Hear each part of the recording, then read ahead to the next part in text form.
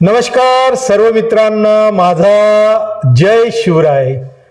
मित्रांनो, आजचा विषय म्हणजे गडकोट दुर्ग. आणि हे आपले छत्रपती शिवाजी महाराज, धर्मवीर छत्रपती संभाजी महाराज, आऊसाहेब जिजाऊ आऊसाहेब हे विद्यापीठ आहे. आणि याचं शिक्षण आपल्याला कुठं मिळते? या दुर्गांवर मिळते.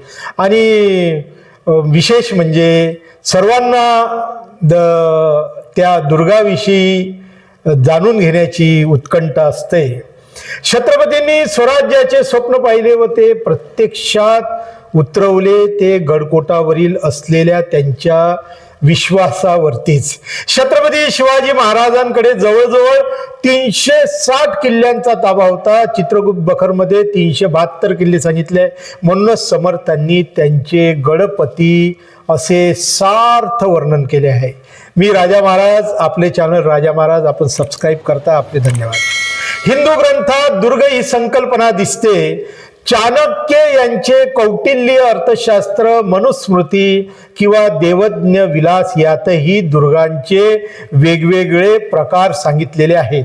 यात डोंगरी किल्ला म्हणजे गिरिदुर्ग, वनदुर्ग, गुहेचा किल्ला म्हणून उपयोग करणे किंवा पान किल्ला, दलदलीतील किल्ला किंवा मिश्र दुर्ग किंवा गावकुसा भोवती असलेला कोट किंवा लाकडी कोट, जंजिऱ्याला पूर्वी लाकडी कोटच होता. असे अनेक प्रकार अनेक ग्रंथात सांगितलेले आहे. आज्ञापत्रात देखील दुर्गाचा उल्लेख आढळून येतो. आज्ञापत्र म्हणजे शिवशाहीतील राजनीतीचे निरूपण करणारा एक मौलिक ग्रंथ. रामचंद्र पंत अमात्य यांनी हा आज्ञापत्र ग्रंथ लिहिला. या आज्ञापत्रातील प्रकरण 8 हे दुर्ग नावाचे आहे. संपूर्ण राज्याचे सार ते दुर्ग असे या प्रकरणात म्हटलेले आहे. दुर्ग कसे बांधावे, कुठे बांधावे, तसेच बांधकाम विज्ञानाची चर्चा या आज्ञापत्रातील दुर्ग या प्रकरणात केलेली आहे. संपूर्ण राज्याचे सार ते दुर्ग, ते नसता मोकळा देश, दुर्गाचे शासन ते परमती उग्र. किती उग्र? तर साधा संशय जरी आला किल्लेदारावर, हवालदारावर, तर सर्व कुटुंब कबिल्या सकट त्याची मुंडकी मारायची, भाल्यावर त्याचं मुंडकं टोचायचं आणि सर्व गडकिल्ल्यावर फिरवायचं. आज्ञापत्रात म्हणतात इतकं उग्र.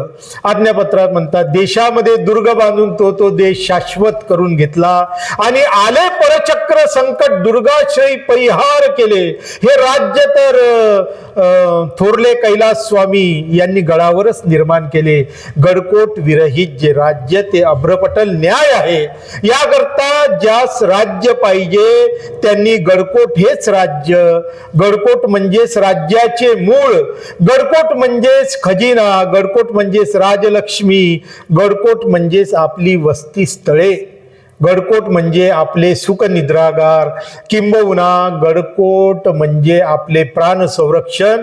असे चित्तास आणून कोणाचे भरोशावर न राहता या गडाचे, दुर्गाचे संरक्षण करणे अत्यंत.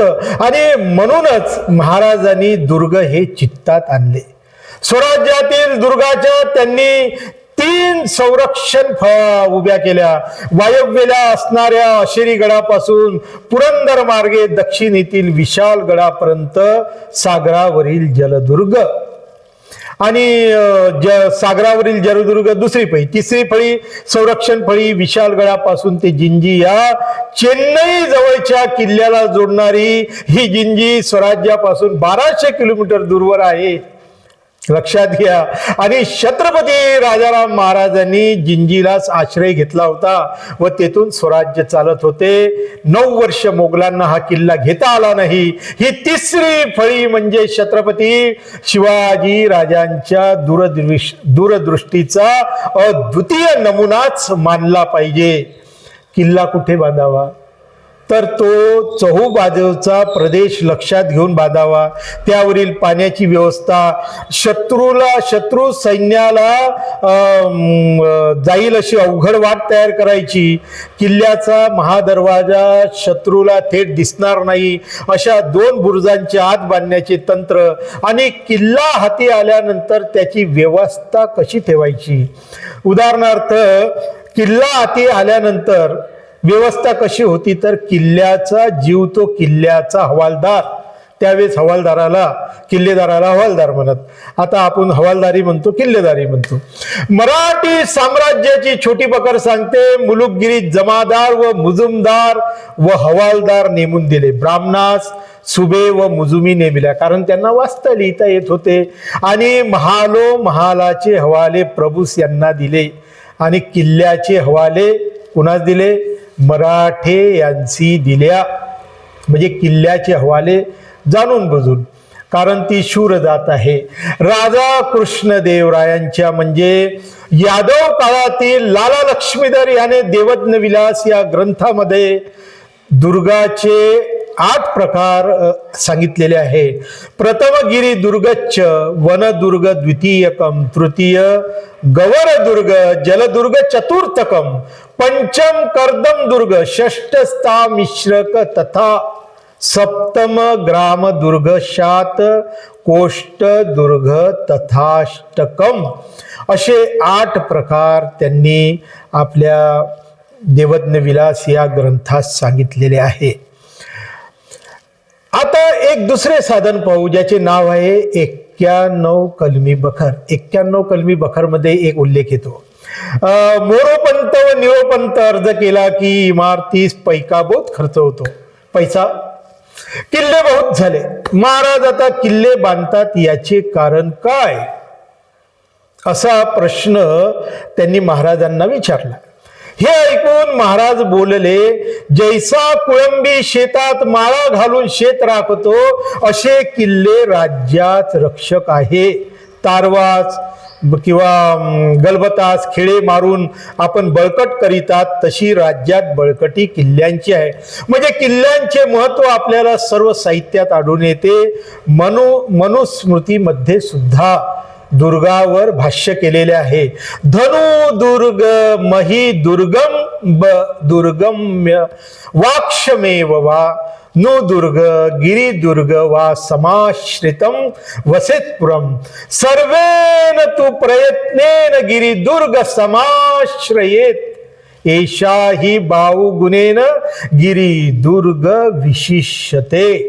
आणि हे वर्णन मनुस्मृतीमध्ये आलेलं आहे. दुर्गाविषयीचं वर्णन आहे, अत्यंत सुंदर. एका पत्रातून सुद्धा महाराजांना दुर्ग किती प्रिय होते याचे उदाहरण मिळते.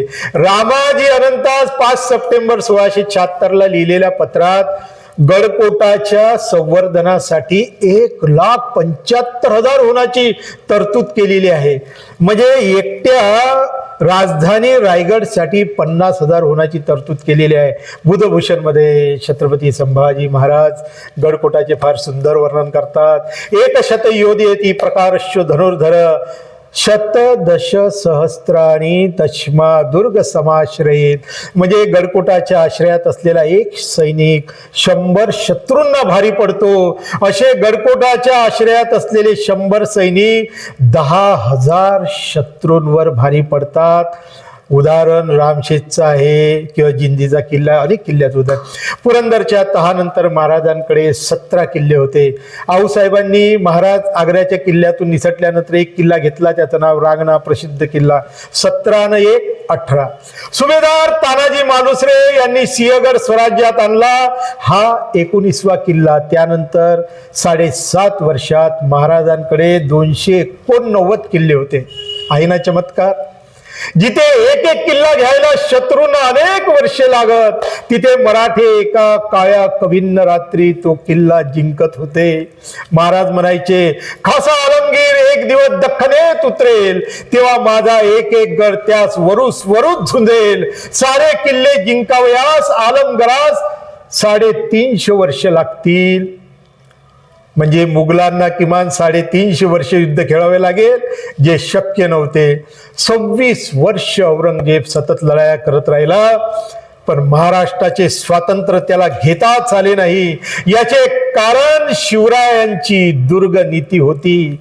युक्त्याविघ्न सोनोपंत डभी शिवभारतात म्हणतात, अतोति दुर्गम स्थान माशाय जगती पते, यतश्व जगती जेतु किमजय्य शिवश्यते, कंठे कालेन कैलासा समेरु शंभपानिना अभ्यंतरमपा प्रत्यु शिक्षे जनुजारिना न दुर्गमित्येव दुर्गमन्यते जनः तस्य दुर्गमता चैव यत् प्रभु तस्य दुर्गम्य प्रभुना दुर्गम्य दुर्ग प्रभु दुर्गेन दुर्गम अदुर्गमत्वा दुवयो विन्विष भेव दुर्गम.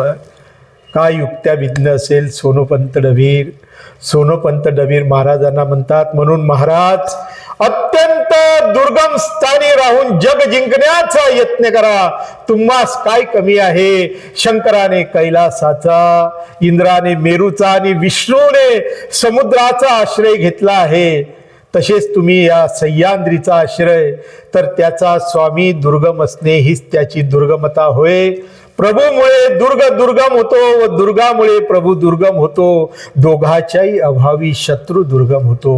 हेच आहे सर्व राज्याचे सार ते दुर्ग. व्हिडिओ कसा वाटला जरूर आपल्या कॉमेंटच्या माध्यमातून लिहा. आणि मी इथेच आपली आज्ञा घेतो. पुन्हा एका नवीन विषयासह आपली भेट होईल. जय शिवराय, जय शिवराय.